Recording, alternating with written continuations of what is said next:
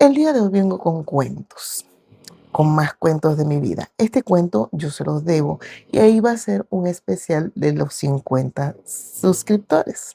Ya, gracias a Dios, vamos por 70 y no se los he echado y tengo que pagar mis deudas, pues yo se los prometí, se los debía y bueno, hoy vengo a pagar.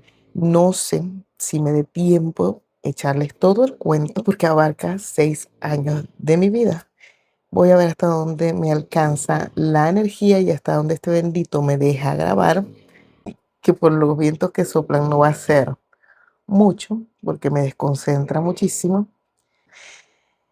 Si escuchan allí la hermosa melodía que está tocando mi esposo con sus ronquidos, ignórenlos. Lo cierto es que yo en estos días, creo que ayer fue eso, iba a buscar una orden para Starbucks. Entonces, ese Starbucks en concreto está en una calle que tiene muchos huecos. Entonces, cuando va pasando el carro, hacemos, y yo le digo a mi esposo, ay, me recuerda el barrio. Y ahí comenzamos a hablar del colegio donde yo estudiaba, porque eso me trajo varios recuerdos de muchas cosas que pasaron. Yo vivía en un barrio muy peligroso. Claro, a nosotros no nos hacían nada porque nosotros nos criamos allí, pero la mayor parte de la gente decía que ese era un barrio muy peligroso. Corría el año 1995 cuando yo estaba en la primaria en un colegio público. Mis padres no eran de recursos y no tenían dinero como para que nosotros estuviéramos en un colegio privado. Ese era nuestro entorno. Sin embargo, mi mamá y mi papá se codeaban con gente que tenían una mejor posición social porque mi papá es herrero y mi mamá es docente. Resulta que cuando yo tengo 10 años, en ese año, yo paso para sexto grado. Y el año anterior, y ese mismo año que estaba comenzando, mi papá, o sea, veía con lástima cómo yo llegaba después de lo que se suponía que era mi receso a la casa, porque vivíamos muy cerca de la escuela. Yo me iba y me venía caminando. La cuestión está en que en ese tiempo habían situaciones bastante complejas en temas de educación. Creo que también ahorita los hay, pero no sé cuál es la actualidad de ese rubro. Hablo de el tiempo en el que yo estuve estudiando en un colegio público. La situación era la siguiente. Creo que no les pagaban a los profesores o les pagaban muy poquito o tardaban muchísimos meses entre pagarle una quincena y otra. Pasaban muchos meses y muchos profesores tenían que rebuscarse. Yo tuve profesoras excelentes en ese colegio, excelentes. Pero lo cierto era que la misma situación hacía que ellas no pudieran ir todo el tiempo a darnos clases. Nos daba clases a veces la señora que cuidaba la puerta o el vigilante o la señora que limpiaba el colegio. No me malinterpreten, yo también he limpiado para ganarme la vida y considero que es un trabajo honroso. Pero en temas de educación, así como en medicina y en otras cosas más que son muy especializadas, considero que la educación de los niños es muy importante y más a tan temprana edad. En vista de esto, mi papá hacía todo lo posible por ayudarnos, más que todo a mí que era la más grande, con cosas para avanzar en el colegio, como matemáticas, lectura. Mi papá nos ponía mucho a leer y nos ponía el periódico y vamos a leer, vamos a leer. Entonces él estimulaba eso en nosotros. Pero la realidad era que él no podía hacer más, porque si bien es cierto, él trabajaba desde casa, no le daba la vida para hacer sus trabajos y para hacerse cargo también de nuestra educación, porque mi mamá en ese tiempo estaba trabajando en otro sitio. Mi papá trabajaba desde casa porque él es herrero. Bueno, ahorita es locutor. Yo considero que mi papá es una de las personas más inteligentes que yo he conocido.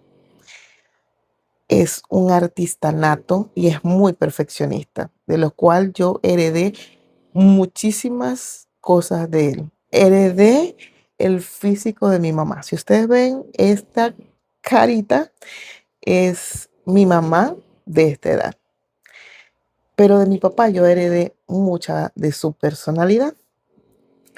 La cosa está en que él tenía que hacer sus rejas, portones y todas esas cosas y estar pendiente también de nosotras, porque en ese tiempo éramos solamente dos hermanas, mi hermana Beatriz y yo, que soy la mayor. Mamá consigue un trabajo en un colegio muy prestigioso de mi ciudad, tan prestigioso que allí solamente estudiaban los hijos de la gente que tenía mucho dinero en mi ciudad. O sea, yo les dije a ustedes que yo estudié con la hija del gobernador, que estudié con gente que tenían apellidos Al-Hassan, Al-Habib, nombres así, con gente de otras nacionalidades. Estudié con dueños de supermercados, ingenieros, o sea, con mucha gente que tenía una realidad completamente diferente a la mía. En el momento mi mamá no nos puede llevar a las dos para el otro colegio porque era mucha la inversión que tenía que hacer mamá y papá para que nosotras pudiéramos estudiar allí.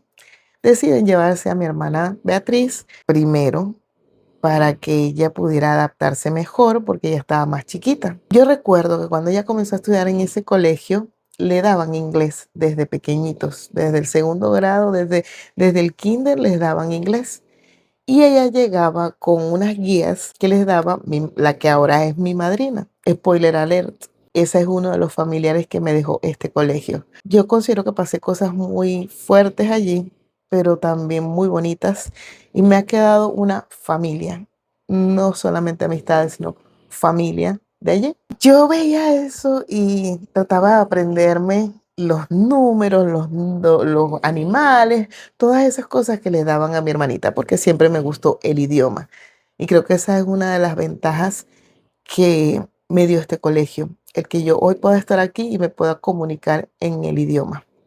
La cosa es que se llevan a mi hermana, no sé qué hicieron mamá y papá, porque a ella se la llevan ese mismo año y un mes después, porque los años escolares en Venezuela comienzan en septiembre. Entonces, yo me acuerdo que yo entro como el 5 o 10 de octubre del 2000, del 95. Me acuerdo de esa fecha porque fue algo que marcó mucho mi vida. Cosa que agradezco, o sea, agradezco muchísimo que mamá y papá hicieran el esfuerzo para que nosotras estudiáramos allí. Eso nos dio unas posibilidades que de otra forma no hubiésemos podido tener. Muy aparte de las cosas feas y desagradables que pasaron. Llego yo con toda la ilusión de un nuevo colegio, a conocer amiguitos y a conocer estas cosas, o sea, y a conocer un nuevo ambiente. Yo desde siempre he sido muy inocente.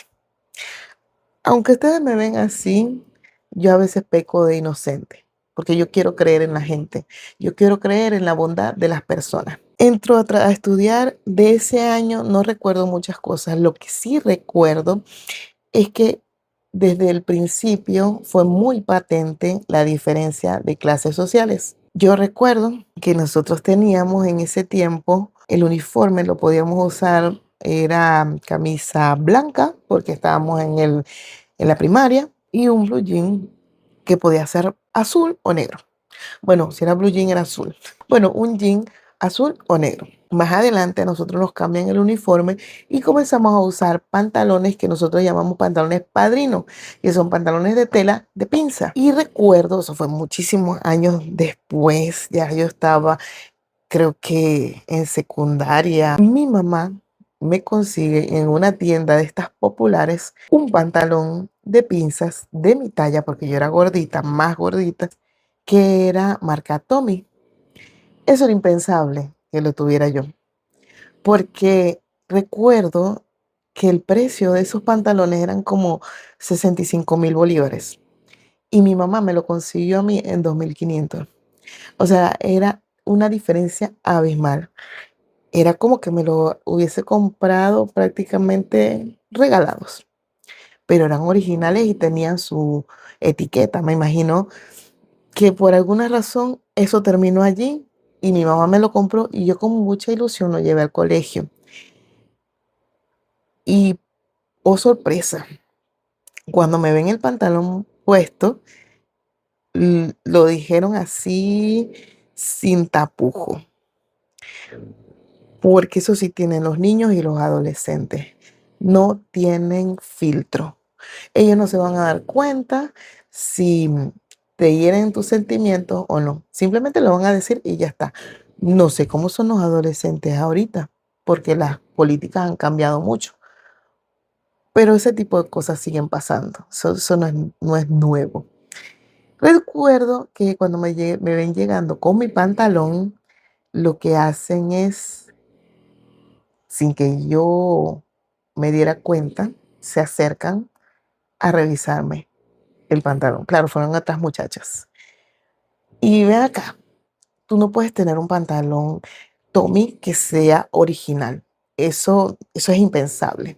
Eso tiene que ser una falsificación. Y me han revisado la pretina del pantalón y otras partes más. Claro, yo no tenía que quitarme el pantalón, sino que como el pantalón era ancho, porque en ese tiempo no se usaban apretaditos, sino que la moda era ancha, entonces se podía ver. Y me han revisado la pretina para ver. Y cuando se dieron cuenta que era original, o sea, para ellos eso fue una decepción, como que cómo es posible que esta pata en el suelo pueda comprarse un pantalón de esa marca. Esto fue bastante duro para mí.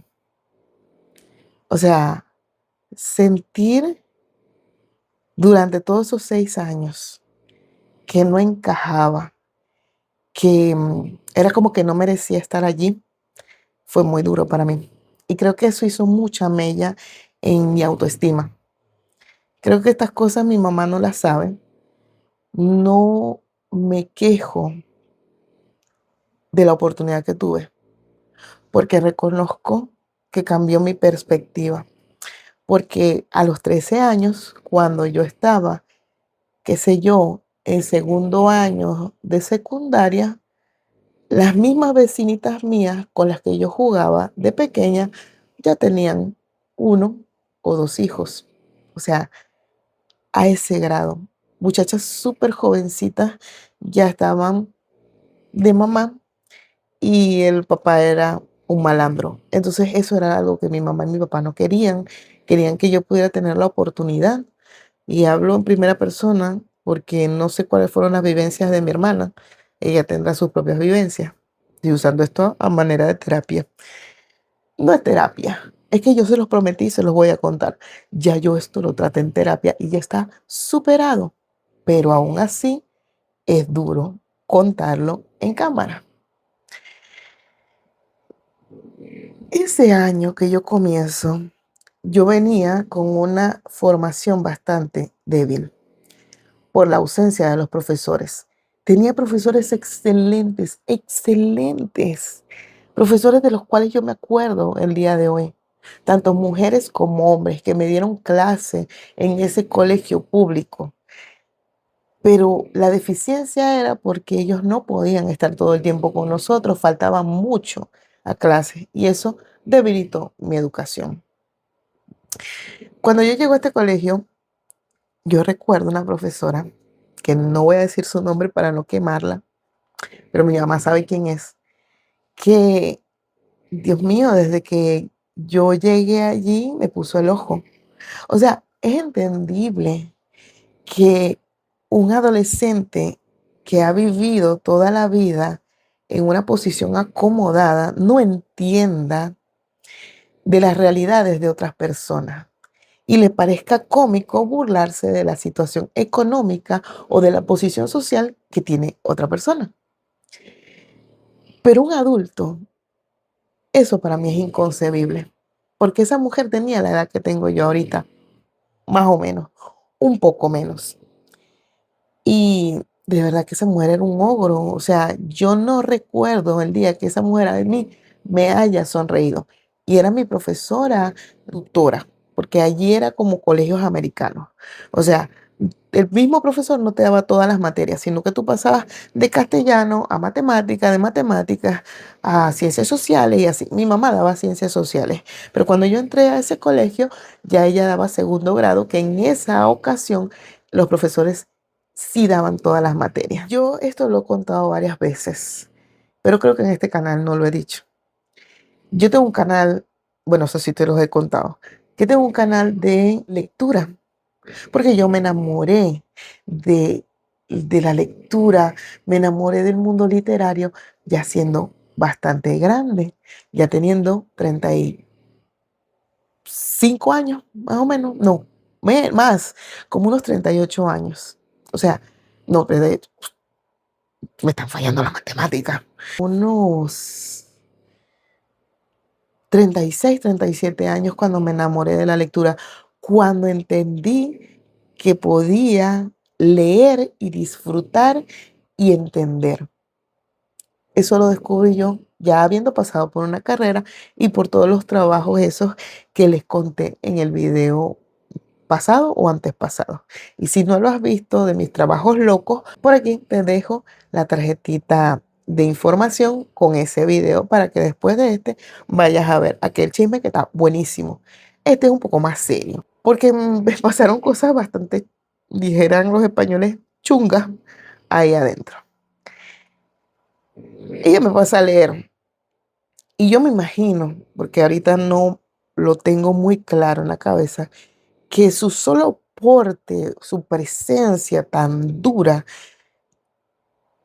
a mí me ponía nerviosa. Y ella me pasa a leer y yo tartamudeo. Entonces ella me dice, bueno, tienes que quedarte en el recreo para que practiques lectura. Si me escuchan la voz un poco rasposa, un poco ronca, es porque tengo gripe, pero no quería dejar de echarles este cuento. Y se los echaré hasta que la garganta me lo permita. Ella me dice, bueno, tienes que quedarte en el recreo. Y yo me quedo en el recreo porque a mí me enseñaron a obedecer a mis profesores. Y mi mamá era profesora en ese colegio, o sea, yo no podía desobedecer así. Si ella me decía, quédate, me quedaba. Aunque ella me estaba privando a mí de mi momento de yo tener mi desayuno y mi esparcimiento. En ese momento, ella pone una regla grande que son de esas reglas de madera muy clásicas de los profesores en la mesa. Pero la pone y no la pone delicadamente, sino que ella suena cuando la pone. Y yo dije, me va a caer a reglazo si no leo bien. Y estuve leyendo y me acuerdo que leí Guachirongo. Guachirongo es un escrito muy hermoso que yo solamente conservaba el título en mi cabeza porque eso fue en ese momento que quedó anclado y por un dibujo grandote que tenía del personaje principal de ese cuento. El año pasado, no, este año yo lo grabé en audiolibro y lo puse en mi canal de Secretos Entre Líneas y por aquí lo tienes. Es hermoso, es algo que para mí es grande. Después de tantos años de haber pensado que yo no servía para leer, específicamente traer ese cuento que fue tan doloroso para mí en ese momento por la situación en la que yo estaba, poder transformar ese recuerdo en algo hermoso, en algo que es un logro enorme. A partir de allí, yo le agarré rabia a la lectura, le agarré tirria. Yo decía que yo no servía para leer, que yo dámelo en audio, dámelo en video, dámelo como tú quieras. En documental, porque a mí no me gustan las historias. A mí me gusta que tú me digas datos científicos. Háblame del cerebro, háblame de Egipto, háblame de tantas cosas. Y así fue que yo me enamoré de los dinosaurios y de Egipto, porque yo me llené de conocimientos, claro, con los años, y te estoy hablando de pocos años para acá, yo he cambiado mi forma de pensar, de decirme a mí misma que soy bruta, a decir que Dios me hizo inteligente, porque a mí Dios me hizo inteligente. Tanto así que abrí este canal y abrí secretos entre líneas y estoy descubriendo una faceta hermosa de mí que me encanta. Y quiero que otras personas que piensen que no pueden leer se enamoren de la lectura como yo, porque hay gente que quizás no tiene tiempo y es válido, pero hay otras que no, que simplemente dicen yo no sé leer o yo no puedo leer porque no entiendo, porque me aburro, porque no puedo. En fin, fue tanto el acoso que tuvo esta profesora conmigo que años después, cuando yo estoy grande, cuando estoy fuera de ese colegio, yo me entero por boca de mi mamá que ella se enfrentó a mi mamá. O sea, mi mamá se enfrentó a ella y le dijo, déjame a la muchacha tranquila, déjamela en paz. O sea, mi mamá reconoció que no eran cosas mías, porque yo no le llegaba con el chisme a mi mamá. Ah, la profesora fulana me hizo tal cosa. ¿Por qué no? Porque tú no llegabas hablando mal de tus profesores con tus padres, porque eso estaba mal, pues, porque son tu figura de autoridad. Pero mi mamá se dio cuenta, porque en una ocasión a mí me quitaron un lunar de la cara que era médico, o sea, necesitaban quitarme ese lunar de la cara porque podía convertirse en sabrá Dios qué, que era como una lesión que yo tenía en la cara del sol o algo así. Y ese día crearon unos grupos para hacer unos papagayos. Los papagayos son un volantín, voy a poner por aquí o por acá, eh, que ese es un juguete tradicional de Venezuela y de muchos otros países, pero en Venezuela se llama papagayo, que tú lo vuelas con el aire. Y porque había un evento de hacer papagayos con la bandera de Venezuela, porque venían las fiestas patrias o venía el Día de la Bandera, algo así. Y ella me dejó sola. O sea, no me pudo anexar a otro grupo. Simplemente me dijo, tú no viniste y quedas sola. O sea, ella fue aislándome, aislándome, aislándome. Y yo quiero que tú sepas que si tú eres docente y en tu alma está el enseñar, esos no son los medios. Hay que ser estricto, sería la palabra, no. Hay que ser disciplinado y hay que enseñar disciplina, pero no con ese tipo de rudeza, porque tú no sabes qué tú creas en la mente de tus alumnos. Cierro paréntesis. Esa y muchas otras cosas más pasaron con esa profesora. Hoy en día yo digo, Dios la bendiga, porque quizás tenía problemas. Sabrá Dios qué pasaba por su mente en ese momento, pero lo cierto es que yo no tenía por qué ser depositaria o receptora de toda esa frustración que ella tenía. Yo no tenía por qué, porque yo veía que ella se comportaba de otra forma con otros niños. A mí no me trataba así. Pasa ese año escolar, pasan muchas cosas en el medio. Para mí fue muy impactante entrar allí, pero yo desde siempre aprendí que lo que tú empiezas, lo terminas. Y que si ellos eran fuertes, yo era más fuerte que el odio. Eso sí lo decía. Yo soy más fuerte que el odio. Y estas cosas a mí no me van a afectar. sí me afectaban, plot twist, sí me afectaron muchísimo, pero yo conseguí mis mecanismos de defensa. Paso al año siguiente y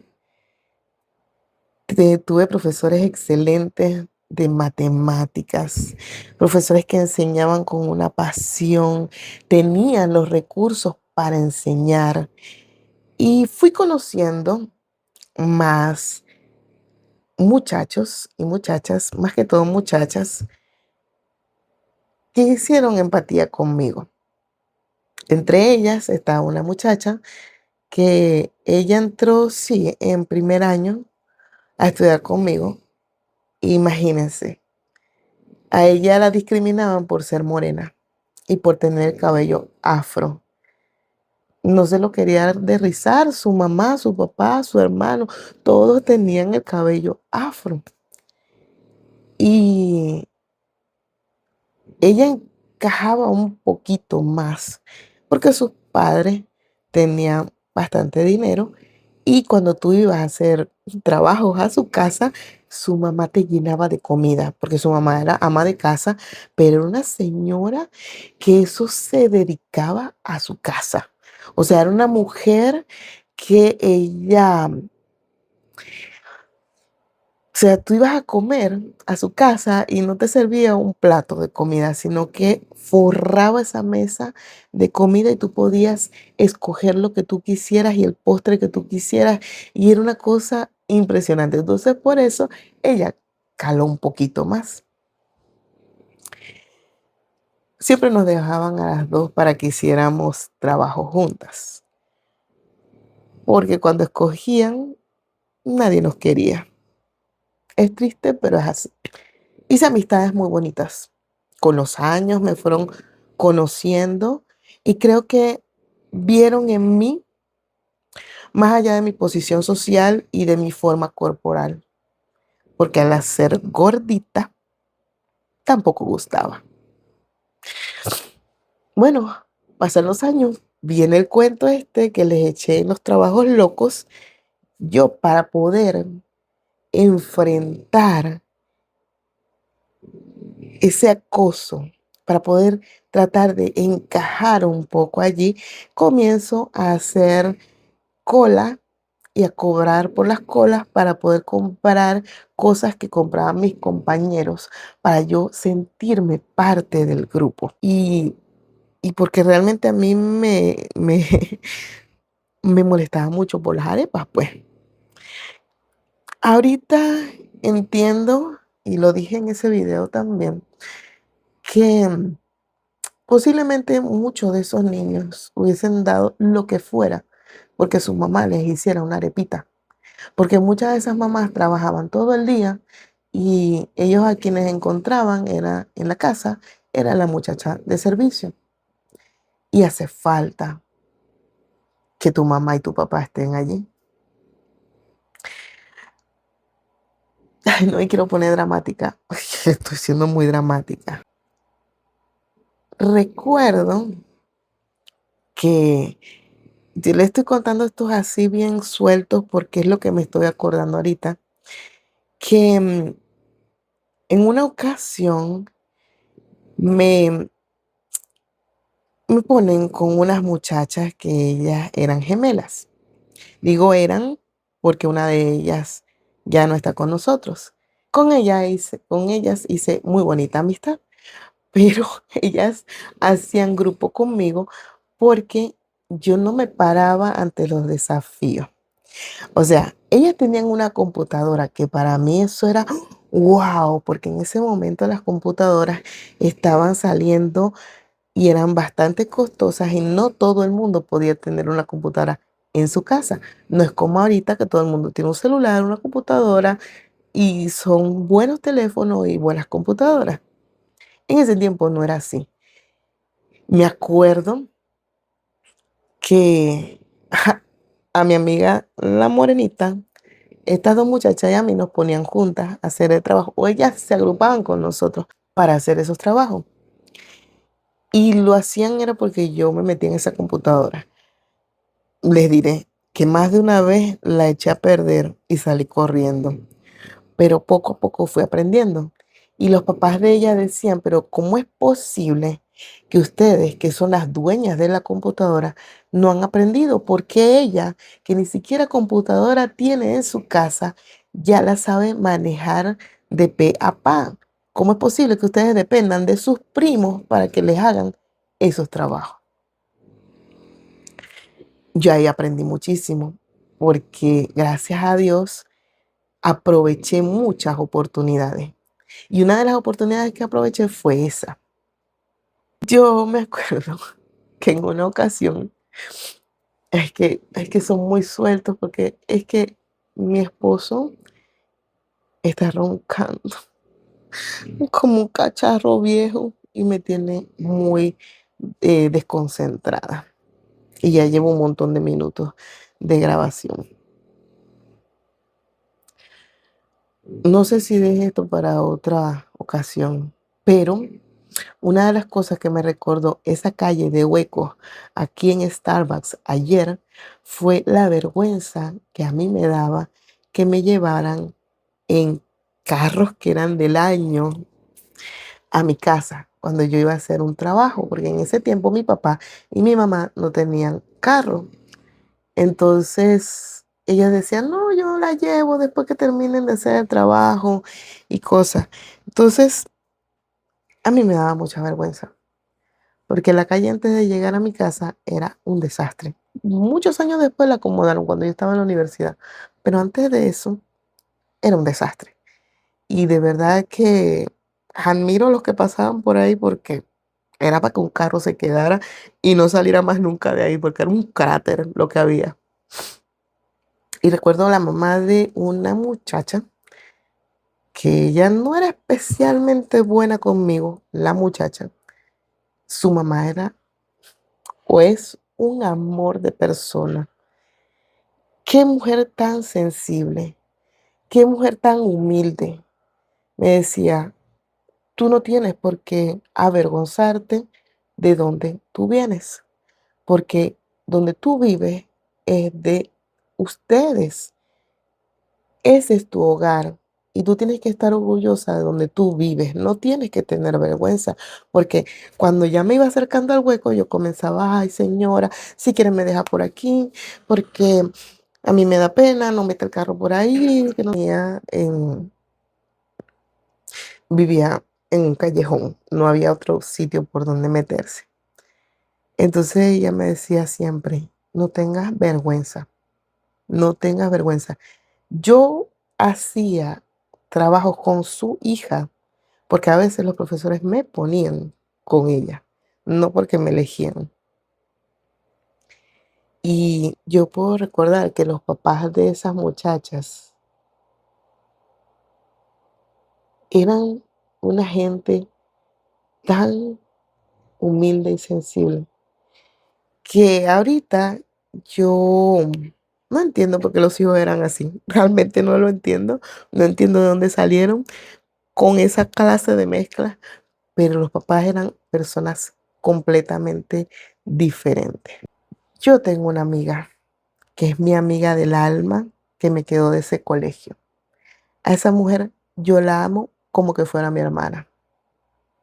Y su papá hizo algo por mí que yo no, o sea, no me alcanzará la vida, porque no me alcanzará para agradecerle a ese señor la oportunidad que me dio. Cuando yo estaba en quinto año, estábamos terminando ya y habíamos armado o habíamos planificado un viaje para República Dominicana. Nuestra idea era ir a Cancún, pero salía bastante costoso. Entonces, bueno, porque Cancún estaba de moda. Entonces, bueno, vamos a República Dominicana, a Punta Cana. Yo a todo el que conozco de República Dominicana les digo que amo su país. Es una hermosura, porque a mí ese viaje nunca se me va a olvidar. Nosotros rifamos carros. Por cierto que no me los gané y prácticamente tuvimos que pagar todos los números, cosas. que fue bastante dura para el bolsillo, porque eran caros los números. Rifamos carros, hicimos fiestas y vendimos cosas para poder ir. Claro, eso lo promovió el colegio para que nosotros gestionáramos ese viaje por nosotros mismos. Pero al final los papás pusieron más dinero y se compraron todos los boletos y todas las cosas, porque en ese tiempo costaba $1000 ir a República Dominicana, ese paquete completo para que todos tuviéramos nuestro viaje de graduación. Yo hasta me gané una rifa de un periódico.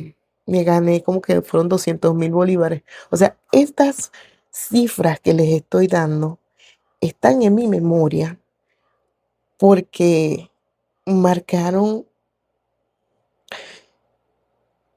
un punto muy importante en mi vida, muy importante. Y un día mi papá me va a recoger a casa de mi amiga del alma. Y se sienta a conversar con su papá y su mamá.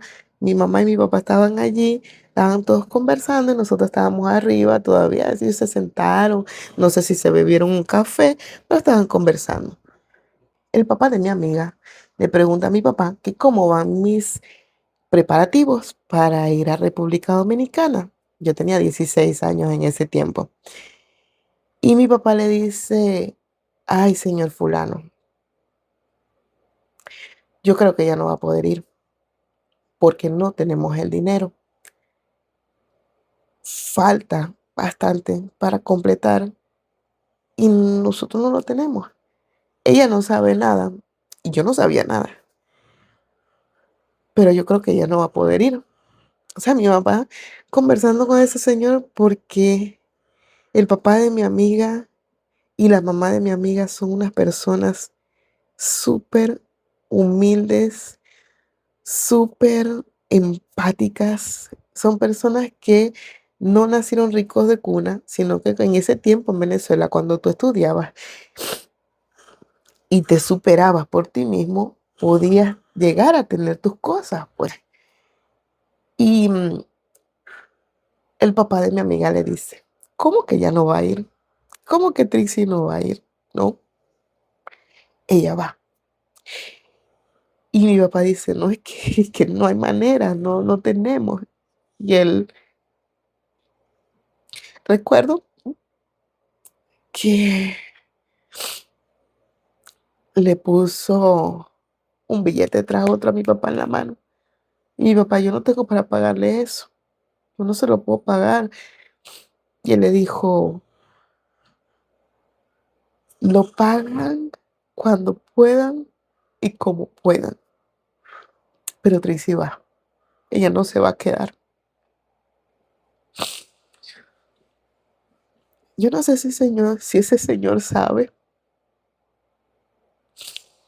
lo que hizo por mí. No lo sé. No sé si sabe el tamaño y lo que eso impactó mi vida.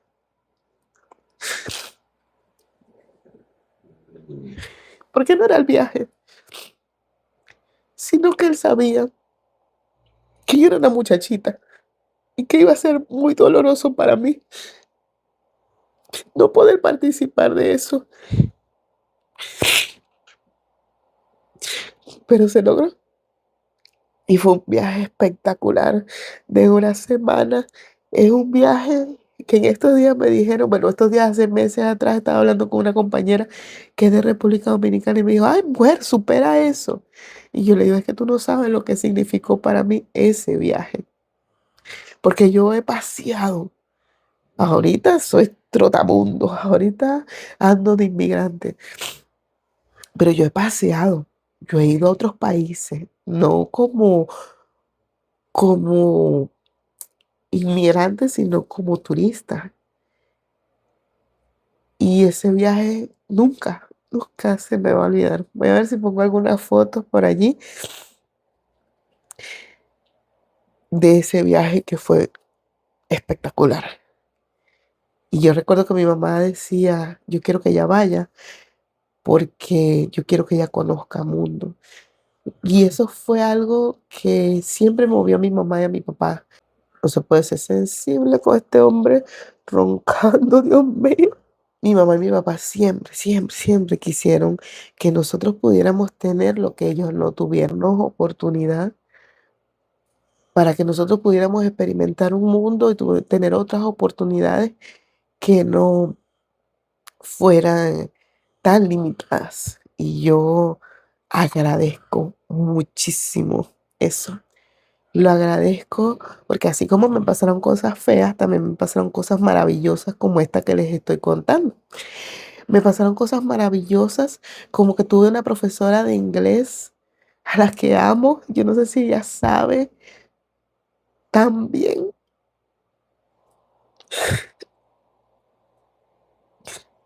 lo importante que es para mí. Yo no sé si mi tía, que fue mi profesora de ciencias y salud,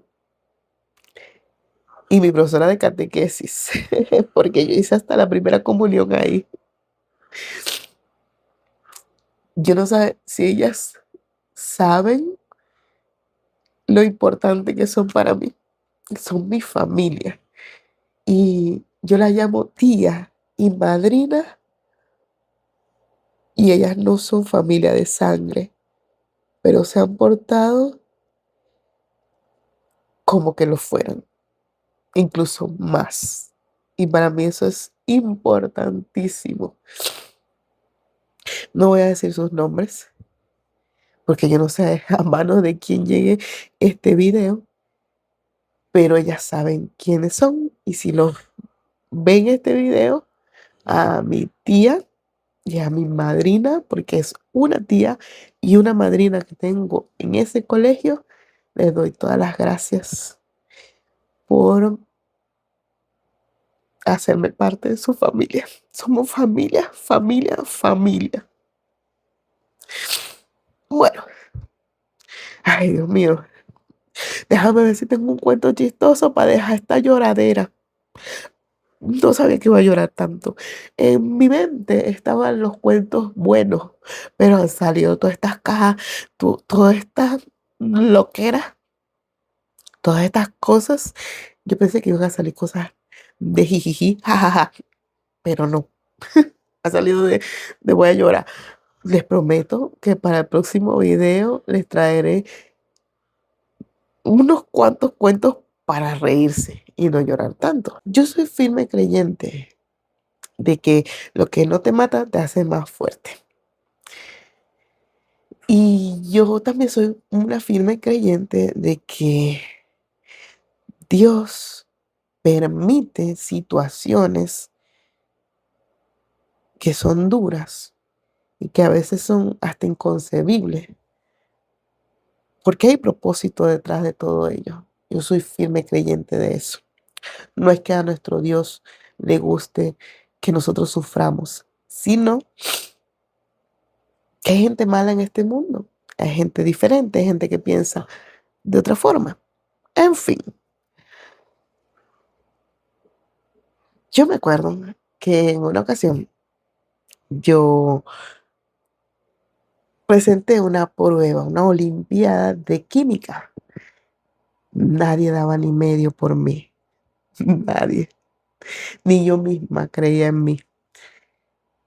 Porque si bien es cierto, yo soy muy inteligente, mis calificaciones tampoco eran nada sobresalientes. O sea, yo me esforzaba mucho, mucho, mucho, pero no sé, me lo sabía todo y en el examen llegaba y me saboteaba. Es la conclusión que yo puedo sacar ahorita, porque no me explico cómo si yo le explicaba a otra gente los ejercicios, yo salía mal. No sé, recuerdo que fui, todo el salón presentó esas olimpiadas y habían dos muchachas, entre ellas mi amiga del alma, que eran estudiantes sobresalientes. De hecho, ella es médico y la otra estudiante también es médico. anestesiólogo, creo que, no sé. Con ella perdí el contacto. En ese tiempo éramos bastante amigas. Resulta que presentamos esa prueba, nadie daba ni medio por mí, yo tampoco. Y cuando salen los seleccionados, eran 3 seleccionados para ir a una segunda ronda en otro colegio o en otra institución, creo que era así. Y, oh sorpresa, estoy entre los primeros 3. O sea, eso es como cuando está en Miss Universo y tú ves a la candidata favorita y resulta que gana menganita, que la gente ni sabía que esa mujer existía. Así. Me acuerdo que en una ocasión, que eso estaba también rememorándolo con mi esposo, estos cuentos son sueltos, son de años. Yo no sé por qué están viniendo todos estos cuentos dramáticos a mi vida, pero son cuentos que de alguna u otra forma me hicieron el ser humano que soy el día de hoy, con mis defectos. Sí, tengo un montón, pero con virtudes que ahorita yo le doy gracias a Dios por haberme dado cuenta de las cosas buenas que Él puso en mí. Resulta que había una materia que era biología, pero en cuarto y quinto año nosotros comenzábamos a desarrollar un proyecto que era como una tesis. Ella daba biología y a ella le tocaba corregirnos nuestros proyectos porque ella era la profesora guía en ese momento. Entonces, yo recuerdo que yo estaba con la morenita en el mismo grupo. Éramos nosotras 2. Entonces, porque creo que eran de 2 y 3 los grupos, pero estábamos nosotras 2. Y mi mamá era quien nos asesoraba. Claro, mi mamá nos ayuda en base a su tesis de posgrado, como que era el periódico en la escuela. Entonces, en base a ese tema, nosotros hicimos un tema relacionado con eso, algo así. Sí, es que no me acuerdo mucho. Y esa profesora era excelente en su materia. Yo aprendí cosas con esa mujer que me hicieron amar la biología, que yo quería ser genetista, yo quería ser bióloga. O sea, es una materia que a mí me apasiona mucho y ella en eso era excelente. Pero cuando le tocó hacer esto y revisarnos a nosotros, ella consiguió todo mal en el desarrollo y yo le decía, pero ¿por qué? O sea, yo le argumentaba a ella, no, esto que tú me estás diciendo, porque eran las tesis, yo no sé si eso se maneja ahorita así, pero las tesis eran un cuadro, o sea, era un desarrollo, pero no era a lo loco. Tú ibas haciendo por capítulos y cada capítulo tenía una forma de redactarse, unos componentes que debía llevar para poder sustentar esa investigación. Yo no sé si, sí, yo les conté en este video que yo asesoraba tesis con mi mamá y mi mamá tenía ya posgrados y eso, porque mi mamá es sumamente inteligente. Esa es otra de las personas hiperinteligentes que yo conozco en esta vida, porque mi mamá inteligente es y mi papá ni se diga. Y mis hermanas, otra parte más. O sea, somos una familia inteligente. Mi mamá asesoraba ya tesis y tenía experiencia en eso.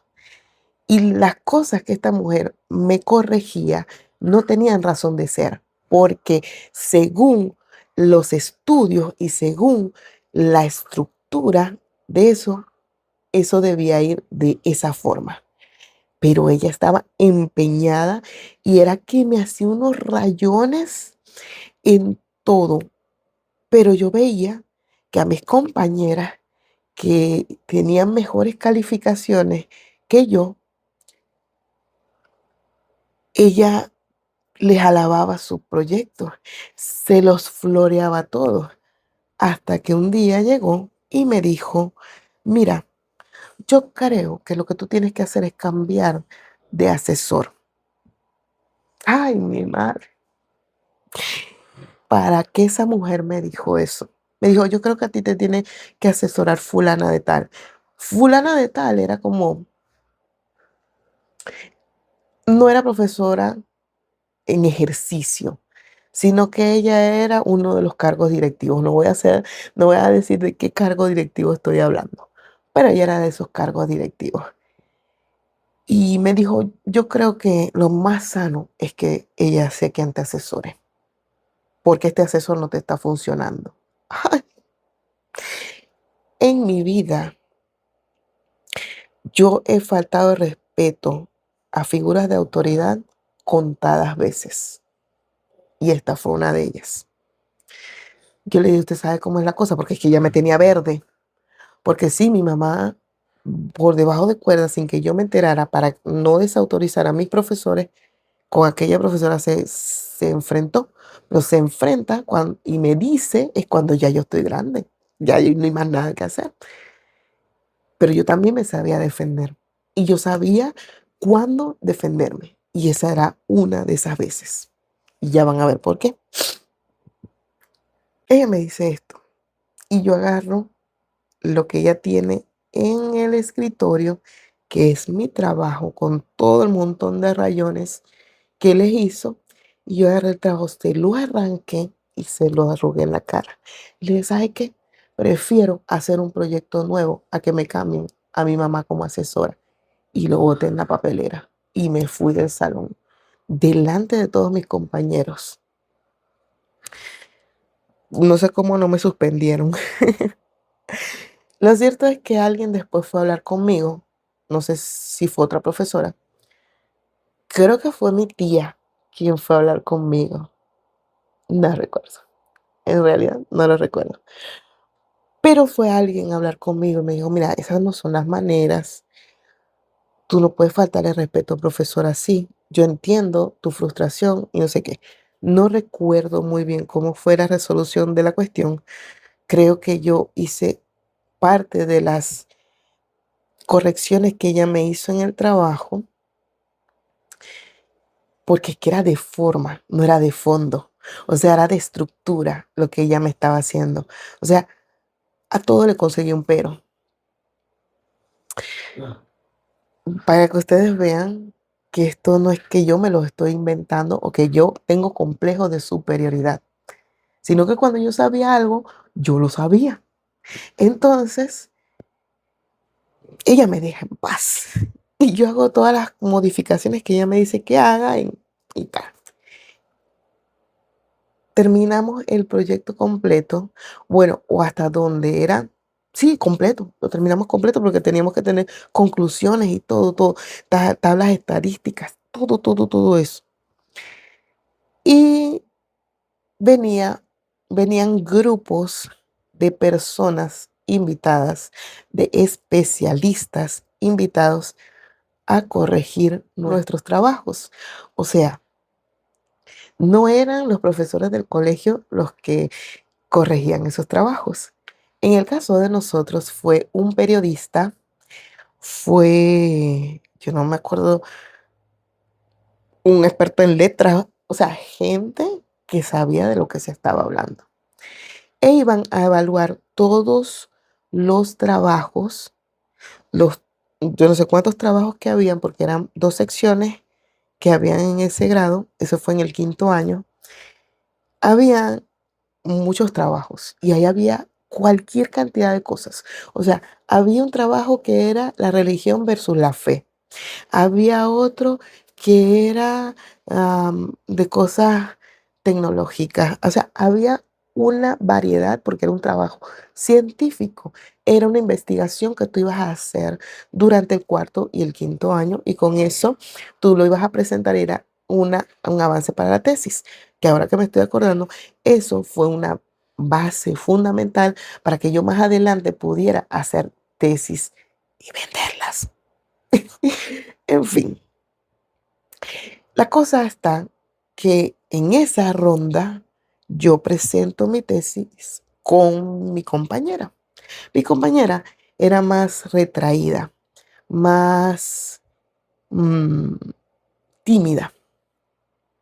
Terminamos ahí la defensa y eso era pregunta y respuesta y tal, defendiendo lo que ahí estaba.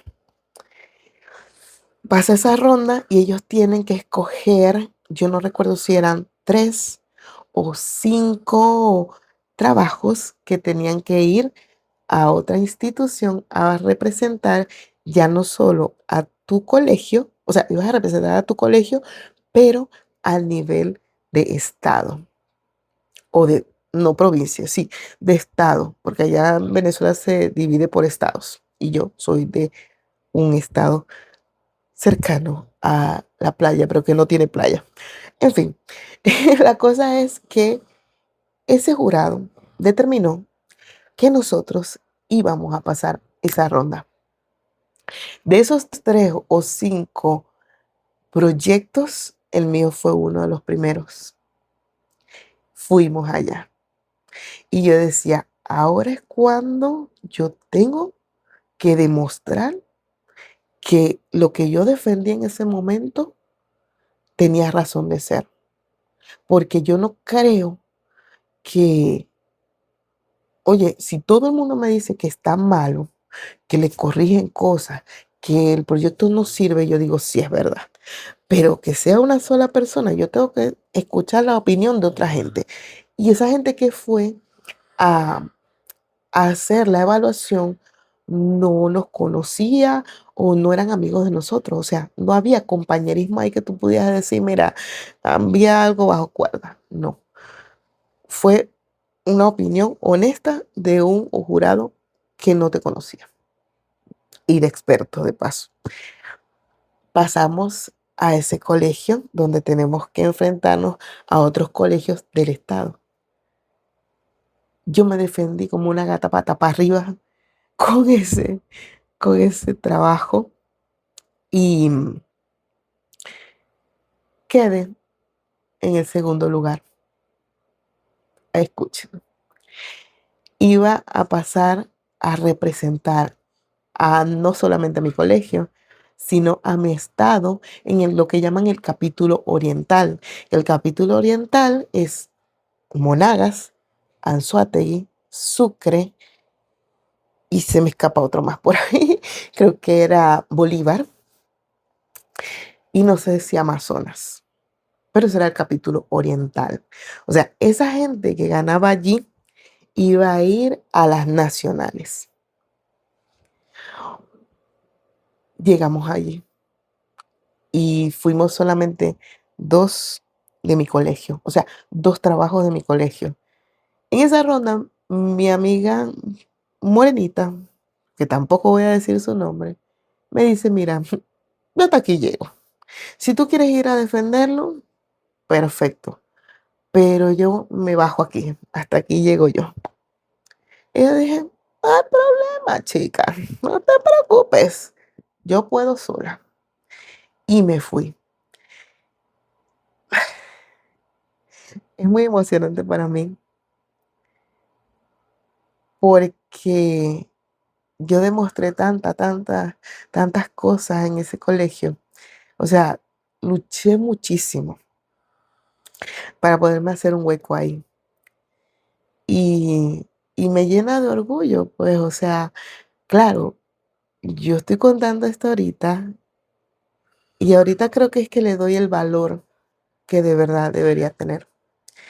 Voy a ese capítulo oriental a enfrentarme a yo no sé cuántos trabajos, porque eso fue una jornada como de una semana. O sea, imagínense la cantidad de trabajos que estaban defendiendo allí, muchachos entre 16 y 17 años. O sea, estábamos en nivel de condiciones, pero teníamos una cantidad enorme y muy variada de temas. O sea, imagínense que yo competí con unos alumnos que estaban haciendo una investigación para hacer suturas con el hilo, O sí, el hilo de la tela de araña. O sea, con eso ellos estaban haciendo o estaban tratando de hacer suturas por lo elástico que eran, que me acuerdo de ese proyecto porque me gustó muchísimo, me gustó mucho, era muy interesante. Y con un sinfín de otros que en el momento no los pude ver todos porque a nosotros nos separaban como por, no sé si secciones, no recuerdo, pero a mí me tocaba presentarme en uno de esos salones, porque eran varios salones al mismo tiempo defendiendo para poder salir de ese poco de gente.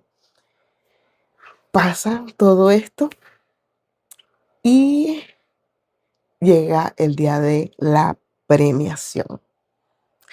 Cuando llega, ese fue un evento muy bonito que donde nos reunieron a toditos, éramos una cantidad inmensa de muchachos allí que iban a defender sus proyectos. Entonces comienzan así como el Miss Universo a dar premios, mira, al mejor en ciencia, a mejor no sé qué, a mejor no sé qué. Y dicen, tres, estos últimos tres, eh, ¿cómo era la cosa? Estos últimos tres proyectos van a ir, o estos últimos dos o tres, van a ir a representar al capítulo oriental en Caracas, a representarlo en las nacionales. Se me erizan los vellos. Cuando comienzan a nombrar el primer lugar, se lo llevó una persona, un muchacho, que estaba haciendo un proyecto para transformar basura como que en energía, no me acuerdo muy bien, pero yo gané el segundo lugar. Yo iba a ir a las nacionales. No fui porque justamente esa semana de las nacionales, porque todo era así, seguidito, esa semana de las nacionales era mi viaje de graduación y yo no me iba a perder eso.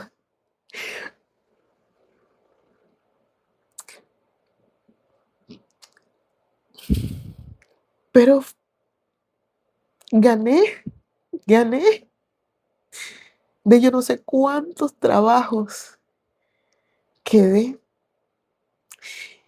y me dio mucha tristeza y a mi mamá y a mi papá también cuando yo regreso de ese logro tan grande y en mi colegio no pusieron ni un papelito para felicitarme. Cuando había otro colegio que era un poco más pequeño, que nadie ganó de allí y pusieron tremendas pancartas, vallas, no sé cómo les dicen, que estaban muy de moda en ese tiempo, se usan mucho en Venezuela. Una valla así enorme en toda la avenida principal, en las dos avenidas así principal, porque el colegio quedaba en una esquina, y decían, felicitamos a nuestros alumnos que fueron a defender en Bolívar, porque eso fue en Ciudad Bolívar, en Bolívar, a nuestro colegio, no sé qué. Y a mí ni un papelito. Y mi mamá dijo, esto no se va a quedar así, porque esa es mi muchacha y yo estoy orgullosa de ella. Entonces, entre mi mamá y mi papá, sin que yo supiera, se fueron al periódico y sacaron un escrito que yo creo que lo tienen. No sé si los consiga para este video. Y me sacaron en el periódico diciéndome palabras hermosas, lo orgullosos que estaban de mí, que había significado mucho ese logro. Y bueno,